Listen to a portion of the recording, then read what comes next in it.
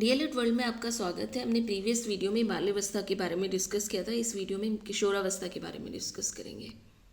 तो previous video में हमने बाल्यावस्था के डेफिनेशंस और शिक्षा का स्वरूप और उनकी विशेषताएं डिस्कस की थी। इस वीडियो में किशोरावस्था किसे कहते हैं, किशोरावस्था की विशेषताएं, किशोरावस्था में शिक्षा का स्वरूप और किशोरावस्था के संबंध में मनोवैज्ञानिक के विचार।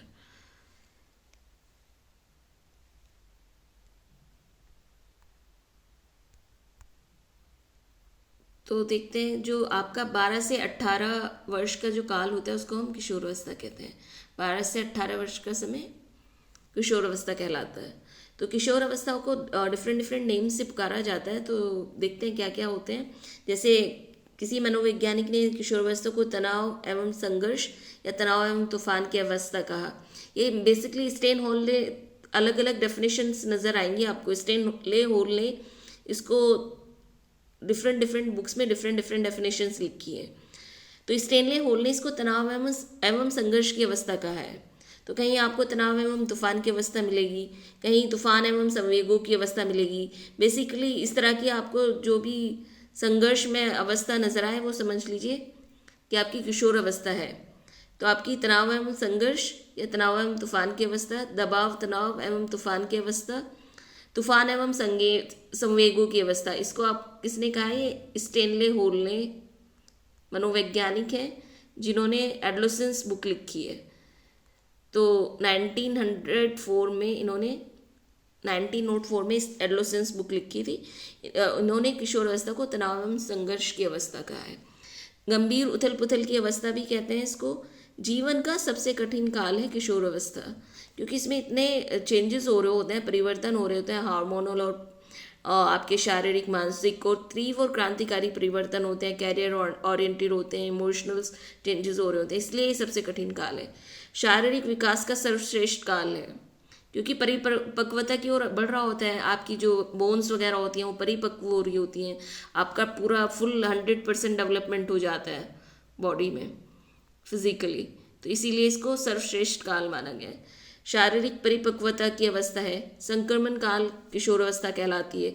आपराधिक प्रवृत्ति का काल भी है, क्योंकि इसमें ना आपराधिक प्रवृत्ति की भावनाएं जागृत हो जाती हैं। अगर किशोर अवस्था में जिज्ञासा और जो बच्चा चाहता है संतुष्ट नहीं होता ना, तो फिर वो अपराध प्रवृत्ति की तरफ भी अग्रसर हो जाता है। तो जिज्ञासा की संतुष्टि बहुत ज़रूरी है किशोर अवस्था में। वो चाहे जिज्ञासा की संतुष्टि हो या इमोशनल सेटिस्फैक्शन हो, सपोर्ट हो, तो वो बहुत आपको, मतलब अभिभावक और आपके शिक्षक का दायित्व होता है उस तरह के सपोर्ट प्रोवाइड करना बालक को। तो किशोर अवस्था में अपराधी प्रवृत्ति का भी काल कहलाता है। परिवर्तन का काल है, क्योंकि परिवर्तन होते हैं। अभी तक सिर्फ डेवलपमेंट होता है, विकास होता है, उसमें ऐड हो रहे होते हैं। हर अवस्था में बालक में कुछ ना कुछ ऐड होता है। यहाँ पे उसमें कंप्लीट चेंजेस हो रहे होते हैं। वो बालक को भी नहीं पता होता है कि उसमें क्या चेंजेस हो रहे होते हैं, इसलिए इसको परिवर्तन का काल कहते हैं। डे ड्रीमिंग बहुत करता है किशोर अवस्था में, दिवास्वप्न की अवस्था कहलाती है। वीर पूजा की भावना का विकास होता है। बेसिकली किशोर अवस्था में ही सबके आइडल्स होते हैं। किसी का एक्टर होता है, किसी का क्रिकेटर होता है, किसी की एक्ट्रेस होती है, किसी के पॉलिटिशियंस होते हैं। तो सबके एक आइडलिज्म की जो भावनाएं होती हैं वो किशोर अवस्था में ही होती हैं। इसे वीर पूजा की भावना का विकास भी कहते हैं। गोल्डन एज और पीरियड भी कहते हैं किशोर अवस्था को। स्वर्ण काल भी कहते हैं हिंदी में। स्वर्ण काल की अवस्था कौन सी है? वो आपकी किशोर अवस्था है। ये आपके ना एक नंबर में मिलते हैं क्वेश्चंस, एक नंबर में ऑब्जेक्टिव में भी होंगे और ये वेरी शॉर्ट में भी होंगे कि संक्रमण काल की अवस्था कौन सी है, आपराधिक प्रवृत्ति का काल कौन सा है आपका, दिवास्वप्न की अवस्था कौन सी है, वीर पूजा की भावना का विकास कौन सा है। तो या फिर ऑब्जेक्टिव में होगा। एक नंबर 1+1 तो आप लेके चले। 2 नंबर का तीनों अवस्थाओं में से कोई सी भी अवस्था से आ सकते हैं 2 नंबर का। ये आता ही आता है। तो सिर्फ आपको पढ़ने की ज़रूरत है, ध्यान से पढ़ेंगे तो याद हो जाएगा। किशोर अवस्था को देखते हैं क्या कहते हैं। किशोर अवस्था इंग्लिश में एडोलेसेंस से लिया गया है, जबकि ये लैटिन भाषा के एडोलेसेंस की स्पेलिंग एडोलेसेंस से लिया गया है, जो कि लैटिन भाषा के एडोलेसेयर से लिया गया है, जिसका हिंदी में अर्थ है परिपक्वता की ओर बढ़ना। जैसे हमने बताया कि किशोर अवस्था में मेच्योरिटी डेवलप हो चुकी होती है। जितनी भी मेच्योरिटी होनी होती है वो किशोर अवस्था में हो चुकी होती है। तो इसलिए इसको परिपक्वता की अवस्था भी कहते हैं। किशोर अवस्था बाल्यावस्था के समापन से शुरू होती है। 12 से 18 वर्ष तक की आयु को किशोर अवस्था का काल माना गया है, लेकिन यह पूर्ण रूप से जलवायु, प्रजाति और व्यक्ति के स्वास्थ्य पर निर्भर करती है, क्योंकि कुछ कंट्रीज़ में, स्पेशली यूएई में ना, अर्ली एज में ही किशोर अवस्था को काउंट किया गया है कि वो वहाँ पे ना 9 to 11 ईयर्स जो होते हैं वो किशोर अवस्था की प्रारंभिक स्टेज मानी जाती है। 9 से 11 की अवस्था में ही किशोर माने जाते हैं। तो कुछ जगहों पर बहुत जल्दी भी किशोर हो जाते हैं, परिपक्व हो जाते हैं। तो बेसिकली किशोर अवस्था आपकी जलवायु, प्रजाति और व्यक्ति के स्वास्थ्य पर भी निर्भर करती है। तो कहीं कहीं आपने जबकि देखा होगा 13 से 18 भी मिलेगा आपको, 13 to 18 की काल भी किशोर अवस्था में काउंट किया गया है। कहीं कहीं देर से भी होते हैं, लेकिन सामान्यतः 12 से 18 वर्ष तक की आयु का जो काल है वो किशोर अवस्था को माना गया है। यह शारीरिक परिपक्वता की अवस्था है। इस अवस्था में हड्डियों में दृढ़ता आती है तथा अत्यधिक भूख का अनुभव होता है। तीव्र व क्रांतिकारी शारीरिक, मानसिक, सामाजिक और संवेगात्मक परिवर्तन होते हैं।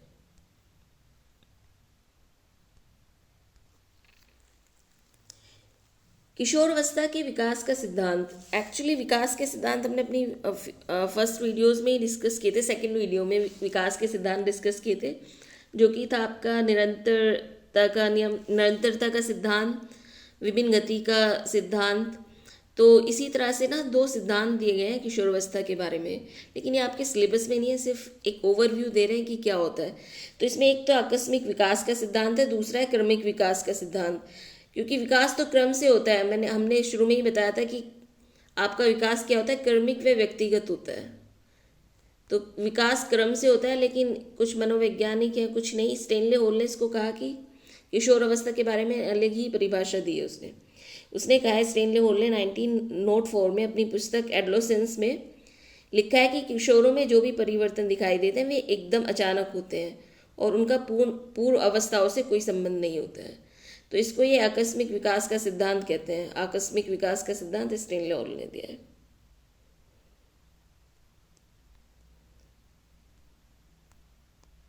क्रमिक विकास का सिद्धांत। अन्य वैज्ञानिक मनोवैज्ञानिकों ने, जैसे आपके किंग थार्नडाइक हो गए, उन्होंने कहा कि भाई विकास क्रम से होता है। किशोर अवस्था में भी शारीरिक, मानसिक और संवेगात्मक परिवर्तन निरंतर और क्रमशः होते हैं। बाल्यावस्था और किशोर अवस्था एक दूसरे से संबंधित रहती है, जबकि स्टेनले होल कह रहे हैं कि बाल्यावस्था और किशोर अवस्था में कोई संबंध नहीं होता है, परस्पर संबंधित नहीं होती है। लेकिन ठीक है, ये मतभेद है दोनों मनोवैज्ञानिकों में। तो आपको पता होना चाहिए कि किशोर अवस्था के सिद्धांत क्या है। आकस्मिक विकास का सिद्धांत है और क्रमिक विकास का सिद्धांत, ये 2 सिद्धांत ही है। अब देखते हैं किशोर अवस्था की विशेषताएं। हमने विशेषताएं आपको बताया था कि शारीरिक विकास और मानसिक विकास तो दोनों कॉमन विशेषताएं हैं। ये आपका आता है 1 नंबर में। कोई सी भी अवस्था की 2 विशेषताएं पूछ लेगा आपसे 1 नंबर में, तो आपको कुछ नहीं, 2 तो याद ही कर लीजिए, शारीरिक विकास और मानसिक विकास कॉमन। हम तुलनात्मक अध्ययन भी अपनी वीडियोस में, नेक्स्ट वीडियो में पढ़ेंगे, तीनों अवस्थाओं का तुलनात्मक अध्ययन।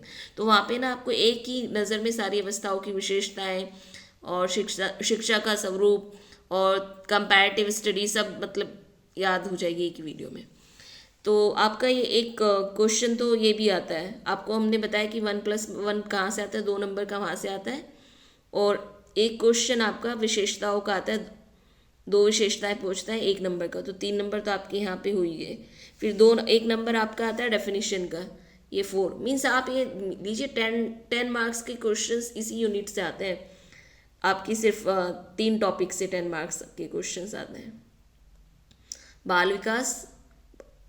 बाल विकास की अवस्थाएं, बाल विकास की अवस्थाओं की विशेषताएं, शिक्षा का स्वरूप और मनोवैज्ञानिकों के विचार, इन्हीं 3-4 टॉपिक से 10 मार्क्स के क्वेश्चंस आते हैं।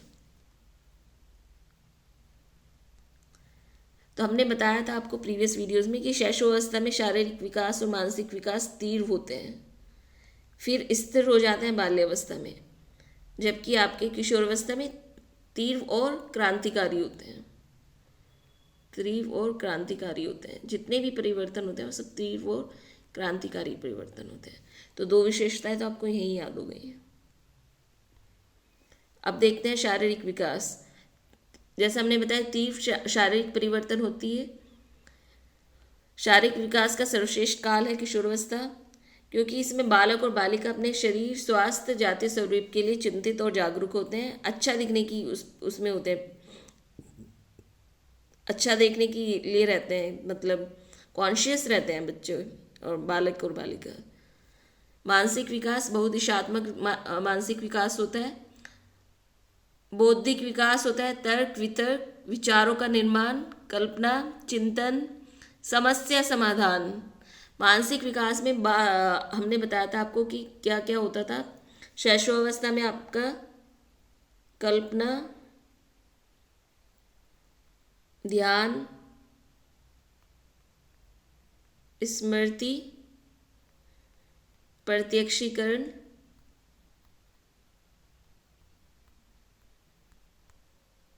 और आपका संवेदना, ये मानसिक विकास होता है शैशवावस्था में। जबकि बाल्यावस्था में आपका ऐड हो जाता है तर्क वितर्क। अब किशोर अवस्था में क्या होता है, डिसीजन मेकिंग जो होती है वो किशोर अवस्था में होती है। बाल्यावस्था में सिर्फ तर्क वितर्क करता है, वो किशोर अवस्था में आपका डिसीजन मेकिंग करना शुरू कर देता है। आपने देखा ना, बौद्धिक विकास में तर्क वितर्क भी होता है, विचारों का निर्माण शुरू हो जाता है, चिंतन करना शुरू कर देता है, समस्या समाधान करना शुरू कर देता है। दिवा स्वप्नों की बहुलता होती है, डे ड्रीमिंग बहुत करते हैं किशोर अवस्था में, और विरोधी मानसिक दशा आदि गुण विकसित होते हैं। आपने देखा होगा कि बहुत वाद विवाद करते हैं किशोर अवस्था में, तो वो उनकी अवस्था का ही परिणाम होता है कि वो ज़्यादा, मतलब क्रॉस क्वेश्चनिंग जिसे कहते हैं, वो एकदम से बातों को काटना शुरू कर देते हैं। अगर वो सहमत नहीं होते हैं तो एकदम से रिएक्शन देते हैं, अपना डिसएग्रीमेंट दिखा देते हैं। तो विरोधी मानसिक दशाएं आदि गुण विकसित होते हैं किशोरावस्था में।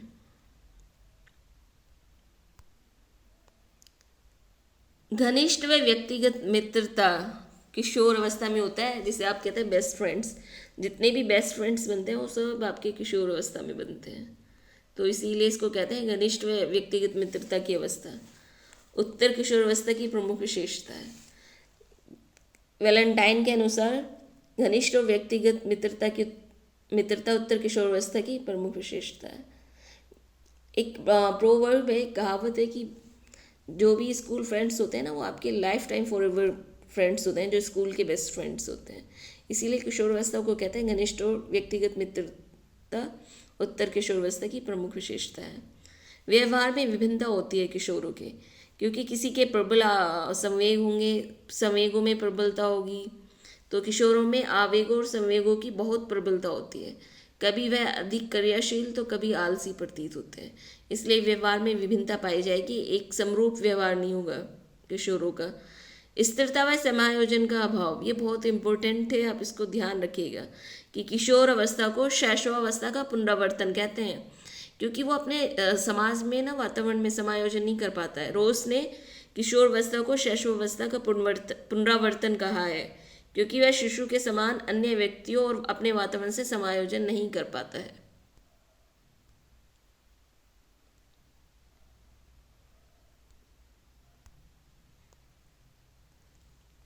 स्वतंत्रता व विद्रोह की भावना, किशोर अवस्था में स्वतंत्रता, फ्रीडम, और आपने देखा होगा कि जितने भी आपके आंदोलन होते हैं, मूवमेंट्स होते हैं, पॉलिटिकल मूवमेंट्स होते हैं, उसकी जो रैलीज होती है ना, उसमें सबसे ज़्यादा किशोर पार्टिसिपेट करते हैं, क्योंकि वो फ्रीडम और स्वतंत्रता की जो फीलिंग्स होती है ना, उनमें विकसित होना शुरू कर देती हैं। कॉलसेनिक का कथन है, किशोर प्रौढ़ों को अपने मार्ग में बाधा समझता है, जो उसे अपनी स्वतंत्रता का लक्ष्य प्राप्त करने में रोकते हैं।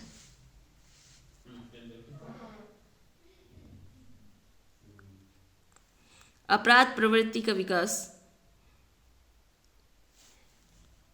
किशोर अवस्था में अगर उसकी जिज्ञासा की संतुष्टि नहीं की जाए, अगर उसको कैरियर से रिलेटेड कोई क्वेश्चन है उनकी संतुष्टि ना की जाए, उसके डिज़ायर्स को फुलफिल नहीं किया जाए, उसकी रिक्वायरमेंट्स को फुलफिल नहीं किया जाए, तो उसमें ना अपराध प्रवृत्ति विकसित हो जाती है। जैसे कि नए अनुभव की इच्छा, अपने जीवन दर्शन से निराशा, असफलता, प्रेम का अभाव आदि के कारण किशोरों में अपराध प्रवृत्ति का विकास होता है।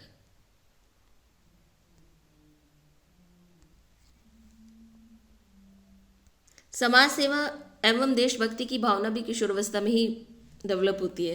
किशोरावस्था में बालक समाज सेवा व देश हित के कार्य में बढ़ चढ़कर भाग लेता है। रॉस के अनुसार किशोर समाज के निर्माण और पोषण कार्य के लिए सबसे आगे रहते हैं। किशोरों में समाज का महत्वपूर्ण व्यक्ति बनने की चाहत होती है।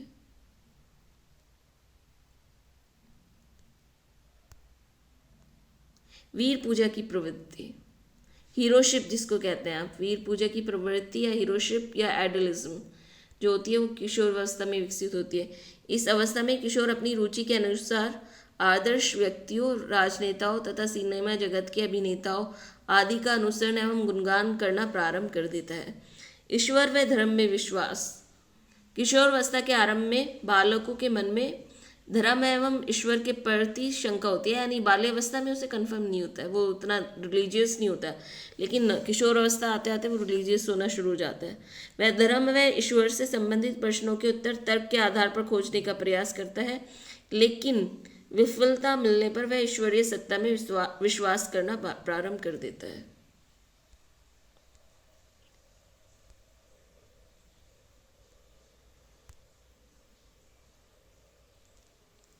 किशोर अवस्था में स्वाभिमान की भावना विकसित होती है, समूह को महत्व देता है, स्थिति व महत्व की अभिलाषा होती है, सबसे अच्छी पोजीशन उसको चाहिए होती है किशोर को। जीवन दर्शन का निर्माण होता है, मीन्स लाइफ के जो कुछ प्रिंसिपल्स होते हैं, फिलॉसफीज वगैरह जो होती हैं, शायरी वगैरह, ये सब आपकी किशोर अवस्था में होती है, इसको आप जीवन दर्शन कहते हैं।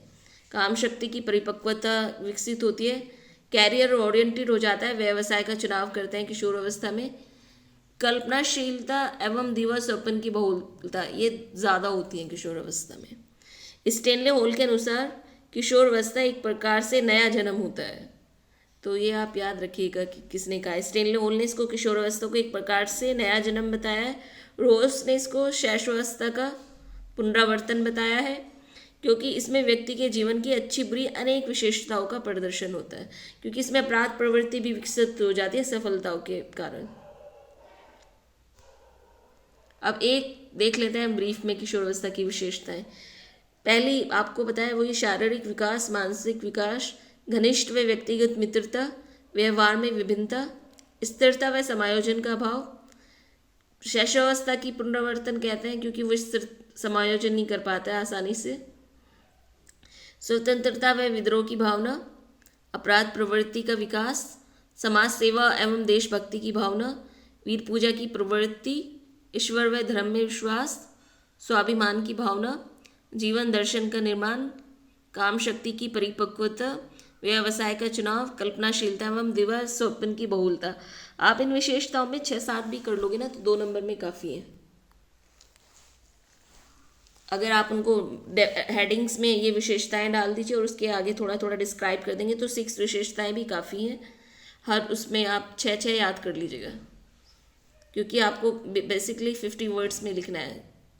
6 लिख लीजिए, आप 10 लिख सकते हैं अगर आपकी स्पीड अच्छी है लिखने की, तो 10 में भी आप 2-2 लाइन लिखेंगे तो कितनी हो जाएंगी आपकी, कम से कम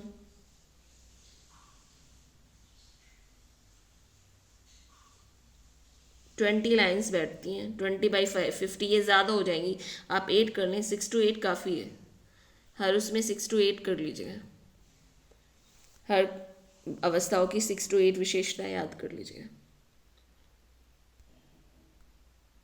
किशोर अवस्था में शिक्षा का स्वरूप।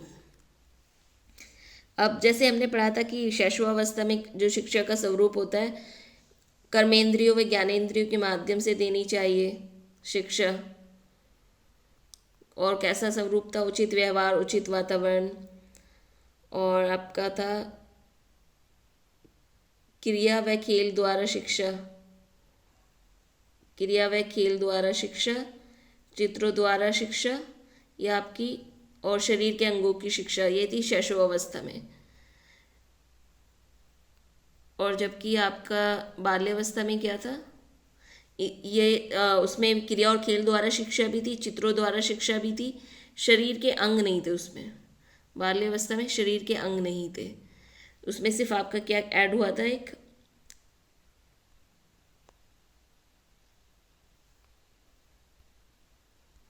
उसमें ऐड हुआ था पाठ्य सहकर्मी, पाठ्यक्रम सहगामी अभिक्रियाएं, पाठ्यक्रम से आगामी अभिक्रियाएं में जो कि आपके सांस्कृतिक कार्यक्रम, वाद विवाद, भाषण प्रतियोगिता, नाट्य मंच और ये सब पर्यटन और घूमना, भ्रमण जिसको कहते हैं आप, ये सब जो क्रियाएं हैं वो ऐड हो जाती हैं बाल्य अवस्था में। अब देखते हैं किशोर अवस्था में क्या क्या ऐड होती है।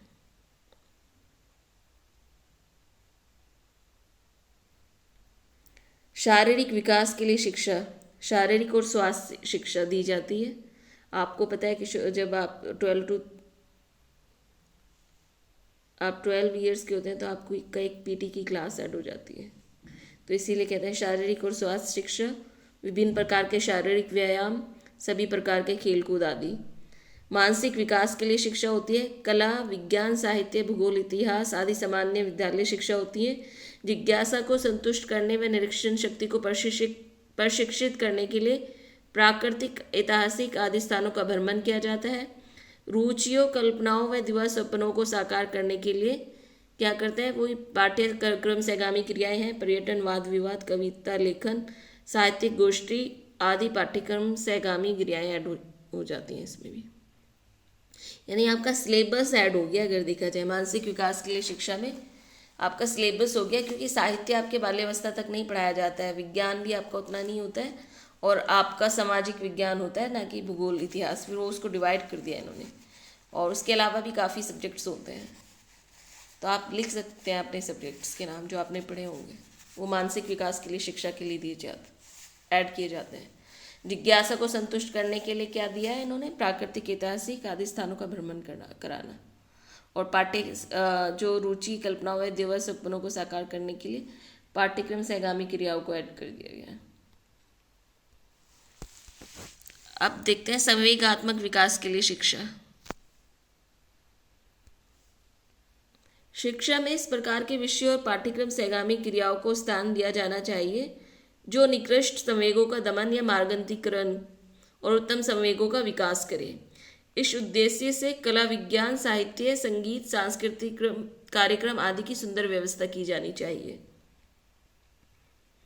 मीन्स संवेगात्मक विकास के लिए क्या है कि अवसर देने चाहिए। उसके लिए आपका क्या है कि कला, विज्ञान, साहित्य, संगीत और सांस्कृतिक कार्यक्रम का अरेंजमेंट होना चाहिए स्कूल्स में।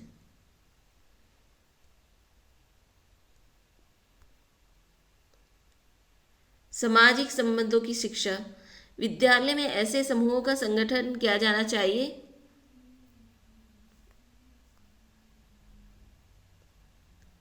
जिनकी सदस्यता ग्रहण करके किशोर उत्तम सामाजिक व्यवहार और संबंधों के पाठ सीख सके। मीन्स छोटी छोटी टीम्स बनानी चाहिए और उनमें ना बच्चों को पार्टिसिपेशन का मौका देना चाहिए। इस दिशा में सामूहिक क्रियाएं जैसे कि क्या कर सकते हैं, सामूहिक खेल और स्काउटिंग आदि उपयोगी सिद्ध हो सकते हैं सामाजिक संबंधों की शिक्षा के लिए। व्यक्तिगत विभिन्नताओं के आधार पर शिक्षा, क्योंकि विकास का एक सिद्धांत है व्यक्तिगत विभिन्नता। तो व्यक्तिगत विभिन्नताओं के आधार पर शिक्षा कैसे हो सकती है, चूंकि बालकों के विकास की गति भिन्न भिन्न होती है, अतः विद्यालयों में विभिन्न पाठ्यक्रमों की व्यवस्था की जानी चाहिए जिससे किशोरों की व्यक्तिगत मांगों का पूर्ण किया जा सके। ये बहुत ही इंपॉर्टेंट टॉपिक है CTET of point of view से। इससे हर साल कम से कम 2 to 3 क्वेश्चंस होते हैं, घुमा फिरा के पूछे जाते हैं 2 से 3 क्वेश्चंस। तो आप इसको समझ लीजिए अभी इसी उस वीडियो में, तो आपको वहाँ पे क्लियर हो जाएगा। वहाँ पे पूछा जाएगा कि अगर आपका 3rd स्टैंडर्ड में बालक है तो क्या उसकी विभिन्नताओं का आप किस प्रकार से शिक्षा देंगे, उसकी विभिन्नताओं को ध्यान में रख के शिक्षा देंगे, उसकी विभिन्नताओं को इग्नोर करके शिक्षा देंगे। आपको असेसमेंट्स रहेगा वहाँ पे, और रीज़न भी रहेगा, व्याख्या भी रहेगा और तर्क भी रहेगा कि क्या सही है। तो आपको असेसमेंट और रीज़न वाले क्वेश्चन होंगे और वहाँ पे ये पूछा जाता है। ये हर साल आता है, रिपीट है सीटेट में। तो इस सीटेट में ना रिपीट क्वेश्चन है, इससे आते ही आता है, तो आप याद पढ़ लीजिएगा इसको, सीटेट रिपीट। व्यक्तिगत विभिन्नताओं के आधार पर शिक्षा, चूंकि बालकों की विकास की गति भिन्न भिन्न होती है, अतः विद्यालयों में विभिन्न पाठ्यक्रमों की व्यवस्था की जानी चाहिए जिससे किशोरों की व्यक्तिगत मांगों को पूर्ण किया जा सके। माध्यमिक शिक्षा आयोग ने लिखा है, माध्यमिक विद्यालय को छात्रों की विभिन्न प्रवृत्तियों, रुचियों और योग्यताओं को पूर्ण करने के लिए विभिन्न शैक्षिक कार्यक्रमों की व्यवस्था करना चाहिए। यानी शिक्षा आपकी कोई सी भी अवस्था में हो, व्यक्तिगत विभिन्नताओं को ध्यान में रखकर ही दी जानी चाहिए। तो आप इसको ना याद कर लीजिए।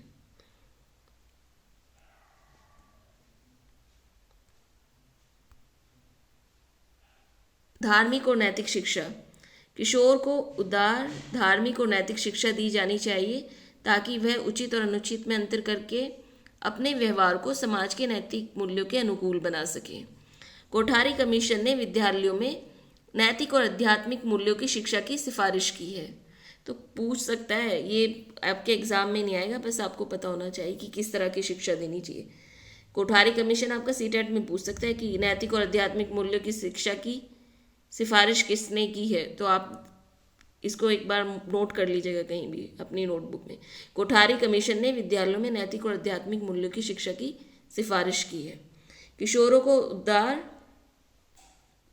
धार्मिक और नैतिक शिक्षा दी जानी चाहिए ताकि वह उचित और अनुचित में अंतर कर सके और अपने व्यवहार को समाज के नैतिक मूल्य के अनुकूल बना सके।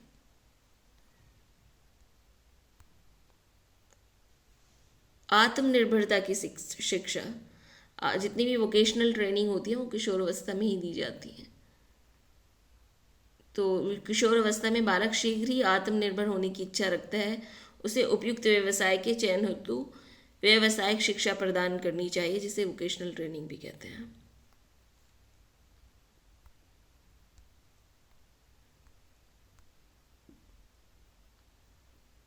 आपको सबसे ज़्यादा निर्देशन आपकी जो शैशवावस्था होती है वो कंट्रोल्ड व गाइडेड होती है। उसके बाद आपकी इसमें कहा है कि उचित दिशा निर्देशन या किशोर निर्देशन, यानी किशोर को भी निर्देशन की ज़रूरत होती है उचित दिशा में, नहीं तो वो पथ भ्रमित हो जाता है। अगर सही गाइडेंस नहीं होगा तो किशोर पथ भ्रमित हो सकता है। इसलिए स्किनर ने कहा है किशोर को निर्णय करने का कोई अनुभव नहीं होता है, अतः वह स्वयं किसी बात का निर्णय नहीं कर पाता है और चाहता है कि कोई अध्यापक या अभिभावक उसे इस कार्य में निर्देशन और परामर्श दे। तो इसलिए कहते हैं उचित दिशा निर्देशन या किशोर निर्देशन की भी शिक्षा होनी चाहिए। सकारात्मक व्यवहार की शिक्षा या अपराध प्रवृत्ति पर अंकुश, क्योंकि असफलताओं और निराशाओं के चलते उसमें अपराध प्रवृत्ति विकसित हो सकती है। तो इसीलिए सकारात्मक व्यवहार की शिक्षा देनी चाहिए कि असफलता मिलने पर किशोर को क्या करना चाहिए। इससे ही आपको अपराध प्रवृत्ति पर अंकुश लगा सकेंगे। इस अवस्था में बालक को किसी भी क्षेत्र में असफलता मिलने पर उसके मन में निराशा का भाव घर कर जाता है और उसमें आपराधिक प्रवृत्ति का विकास हो जाता है। इसके लिए बालकों को अपराध के दुष्प्रभावों की जानकारी देकर सकारात्मक व्यवहार अपनाने पर बल देना चाहिए।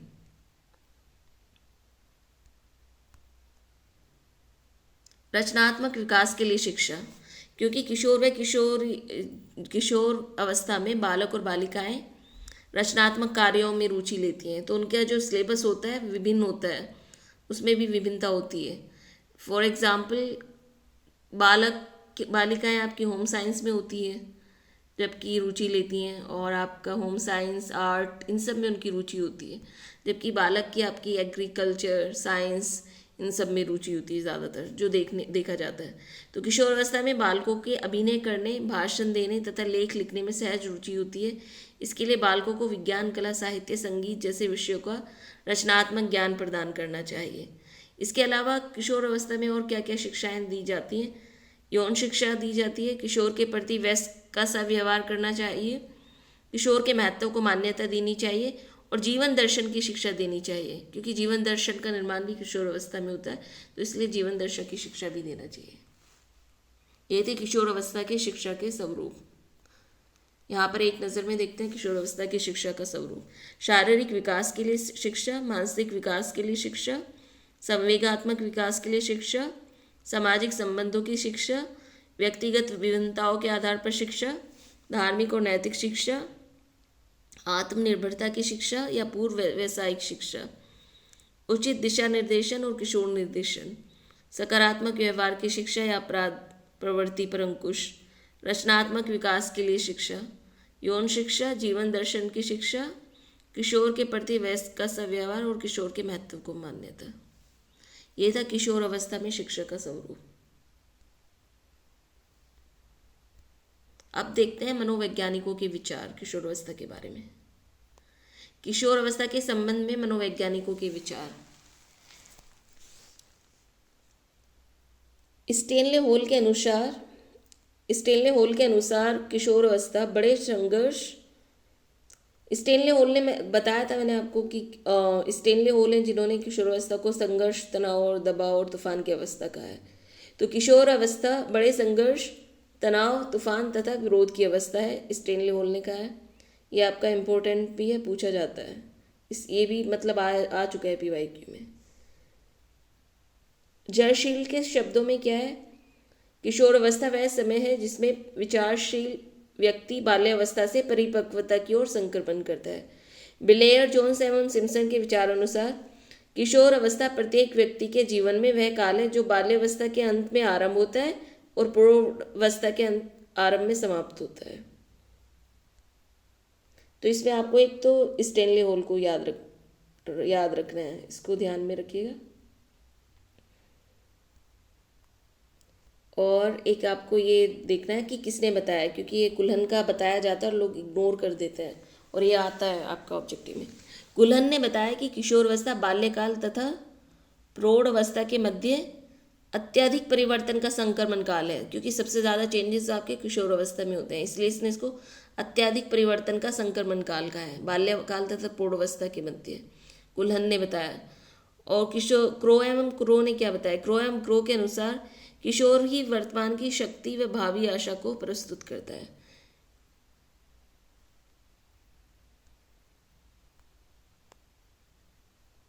एक ये भी है, ये भी बहुत इंपॉर्टेंट पॉइंट है इसका, मनोवैज्ञानिक का। बिंगवे हंट के अनुसार, ये आपको कहीं भी मिल सकता है कि किशोरावस्था की विशेषताओं को सर्वोत्तम रूप से व्यक्त करने वाला शब्द क्या है?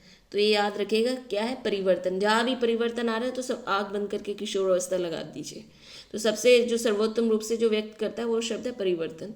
बिंगवे हंट ने क्या कहा? किशोरावस्था के समुचित अर्थ को प्रकट करने वाला एक शब्द है परिवर्तन।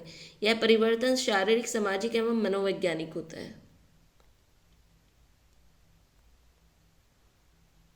ये अन्य मनोवैज्ञानिकों की परिभाषाएं रिपीट तो होती नहीं है, लेकिन आप पढ़ लीजिए सिर्फ। करमाइकल के अनुसार किशोरावस्था जीवन का वह काल है जहाँ से किसी अपरिपक्व व्यक्ति का शारीरिक व मानसिक विकास चरम सीमा की ओर बढ़ता है। एक ऑर्टिस के अनुसार किशोरावस्था औसतन 12 से 18 वर्ष की आयु तक की है, जिसके अंतर्गत कामांगों का विकास होता है, शारीरिक काम विशेषताओं का प्रकटीकरण लाता है। आयोजनिक एवं उनके साथियों के अनुसार किशोर अवस्था वह संधि के बाद की वह अवस्था है। वह संधि जो होती है ना, हरलोक ने बताई थी, सिर्फ वो होती है आपकी 13 to 14। जो 13 to 14 वर्ष होता है वो होती है वह संधि, और आपकी जो 12 से 13 की मानी है उसको हरलोक ने उत्तर बाल्यावस्था कहा है, और 13 to 14 वर्ष को वह संधि कहा है हरलोक ने। आयोजनिक एवं उनके साथियों के अनुसार किशोरावस्था वह संधि के बाद की वह अवस्था है जिसमें व्यक्ति के अंदर उत्तरदायित्व की भावना स्थापित होती है, रिस्पॉन्सिबिलिटी विकसित हो जाती है किशोरावस्था में। हेड कमेटी की रिपोर्ट ने क्या कहा है, एक बार ये भी देख लेते हैं। 11 से 12 वर्ष की आयु में बालकों की नसों में ज्वार उठना आरंभ होता है। इसे किशोरावस्था के नाम से पुकारा जाता है। यदि इस ज्वार का बाढ़ के समय ही उपयोग कर लिया जाए एवं इसकी शक्ति और धारा के साथ नई यात्रा आरंभ की जाए तो सफलता प्राप्त की जा सकती है। ये बहुत ही सत्य का है, 100% सही है, क्योंकि जब बच्चा किशोरावस्था में प्रवेश होता है ना तो उसका दिमाग ज़्यादा सबसे फास्ट काम करता है, उसकी सब चीज़ें कैलकुलेशन, मल्टीप्लिकेशन, थिंकिंग, सब चीज़ें फास्ट काम कर रही होती हैं। तो जो फास्ट काम कर रहे होते हैं उसी को ज्वार कहा है उन्होंने। ये ज्वार उठ रहा होता है, ज्वार उठना आरंभ होता है, जिसे किशोरावस्था कहा है, और ये होता है सबके साथ होता है। बोर हो चुका होता है आप बाल्यावस्था के अंत तक 12 आते आते, फिर उसको सब चीज़ें नई चाहिए होती हैं, न्यू चेंजेस, वो अपने आप को ही चेंज कर रहा होता है, इसीलिए इसको परिवर्तन का काल कहा है किशोरावस्था को।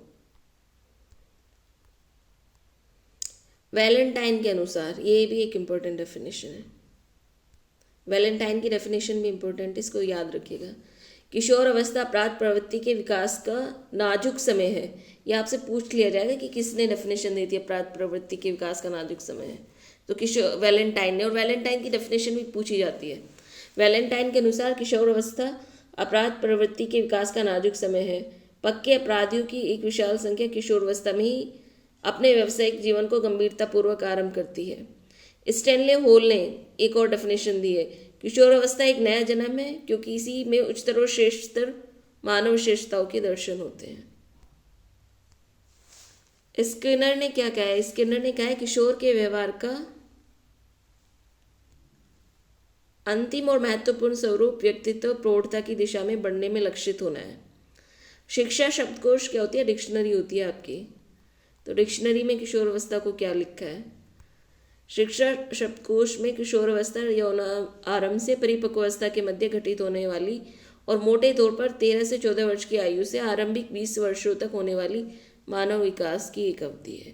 तो ये कोई तो आप देख लीजिएगा, क्योंकि शिक्षा शब्दकोश से भी परिभाषा पूछते हैं उन लोग कि शिक्षा शब्दकोश में किशोरावस्था की परिभाषा लिखिए, इसलिए मैंने यहाँ पे लिख दी है, पूछी गई है प्रीवियस ईयर्स में आपके साथ। शिक्षा शब्दकोश में किशोरावस्था को क्या कहा गया। आज हमने किशोरावस्था के बारे में डिस्कस किया है। अब नेक्स्ट वीडियो में हम अपनी तीनों अवस्थाओं का तुलनात्मक अध्ययन करेंगे। तीनों अवस्थाओं का तुलनात्मक अध्ययन करेंगे। तुलनात्मक अध्ययन करेंगे विशेषताओं का, शिक्षा का, स्वरूप का, और जो डेफिनेशन होंगी इम्पोर्टेंट उनको ही डिस्कस करेंगे सिर्फ, जो आपकी पेपर में पूछी जाती है। वीडियो अच्छी लगी तो प्लीज़ लाइक सब्सक्राइब कीजिए। Thank you.